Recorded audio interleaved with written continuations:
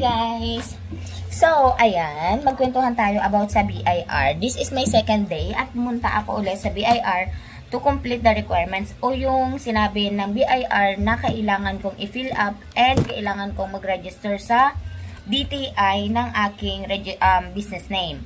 Kasi doon din sila nga babase ng i-register nila sa aking sa BIR.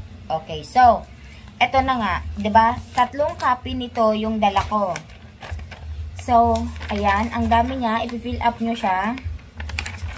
So, kaya ko siya inuwi kahapon kasi baka pag doon ako nag-fill up, baka kung anong malagay ko dito. Kasi kailangan mong pag-isipan guys kung ano ba yung mga ganon-ganon. So, anyways, mas naging madali siya sa akin kasi single pa ako dito, 'di ba? Single ako, hindi naman ako pakasal, guys. So, single yung naka-declare sa akin dito. So, meron akong mga dito na hindi na kailangang i-fill up. So, mahaba-haba din 'to. Kung married ka, i-fill up mo ito lahat, gusto dai. Isa pa, ito pa. Oh, ito pa. Oh, lahat 'yan i-fill up mo kung married ka.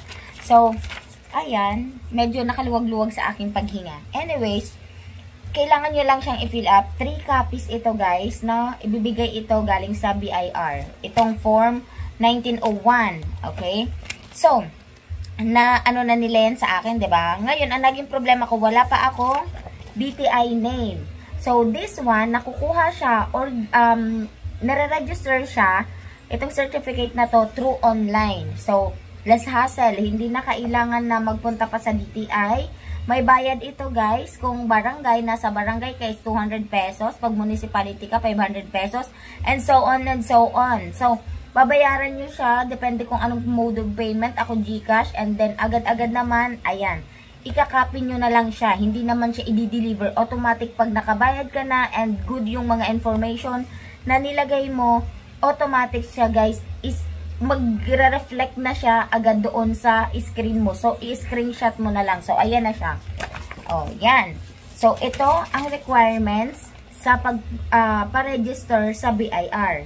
Sa tulad kong online seller guys at nasa bahay lang. So, ito lang ang requirements. After that, i-check nila yan, yung mga sinulat mo dyan kung anert-anert bago ipapasok nila doon sa office for approval. Pero bago pa pala yan guys, naghingi sila sa akin ng ID with 2 ID na pareho ang address. Okay? Kailangan yon at kailangan nyo siyang ipa-xerox. Ako guys, may dala na akong xerox. Ang lalaki nga nung pagka-xerox ko. Ang isang ID dyan, tapos dito yung likod niya. Sabi sa akin sa BIR, wala na bang mas lalaki pa dito? Tapos nagtawanan sila. Anyways, tinanggap naman nila. Wala namang problema. Tapos, after that guys, may babayaran kayong 1.5 for resibo. Alam ko guys, ang resibo parang naka 5 yun or 10s. Ganun siya. 5 pieces or 10 pieces yun. Darating sa inyo after 1 month. Sila mismo magdi-deliver sa inyo at no hassle na yon. Okay, yun yung babayaran nyo. Sa resibo nyo, nakalagay na doon guys ang business name nyo. Ano ba? Okay, just Berries Pilipinas and Dressmaking. Nakalagay na yun doon. So, you can add VAT sa mga nagbumibili sa inyo. So, ano natin yun guys? Responsibility na natin yun since nakaregister na tayo sa BIR. Responsibility na natin na magbigay ng resibo. Kasi, abide na tayo ng law. Okay po? So, next naman nun, pinasok na nga. Sabi ko sa inyo, pinasok na dun sa, isang room. And then, for approval pa siya, guys. Nagantay ako ng almost 1.5 hour. And then, nung hindi na ako nakakapag-antay kasi ang lamig sa loob ng BIR, guys. Nagtanong na ako kung anong oras ba marirelease. Akala ko kasi, after i-release, madami pang proseso. Baka, approval lang yun. Tapos, pupunta pa ako sa window ganito, window ganyan, counter 1, counter 2, ganon-ganon.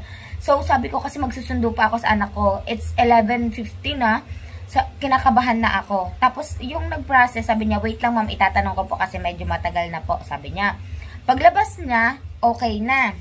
Sabi niya, ayun na. Pinaliwanag niya sa akin na darating ang aking resibo within 1 month. Sabi ko, kukunin ko po dito. Sabi niya, hindi, i-deliver mismo sa'yo yan. So, my business is now registered. I am a taxpayer now. Ayan guys. At ito yung binayaran kong 30 pesos dito sa stamp na to. At yung 1.5 para yun, kaya 1.530 ang binayaran ko. Yung 1.5 guys, para yun doon sa resibo na darating sa akin after a month. Okay? Tapos, eto, may kasama din siyang ganito, guys. Kasi kung meron kang negosyo, 'di ba, yung negosyo mo na, pwede mo idikit ito. O, 'di ba? Pwede mo na siyang idikit, guys. So, malaman nila na registered ka, 'di ba? You're legal. O, you're abide by the law na. Okay po. Ayan, pwede mo na itong idikit sa labas ng bahay nyo. So, anyways, yun lang, guys. Sunod naman na ito, guys, ay i-attach ko dito kung paano naman ibang video na nga lang yun. Okay, bye.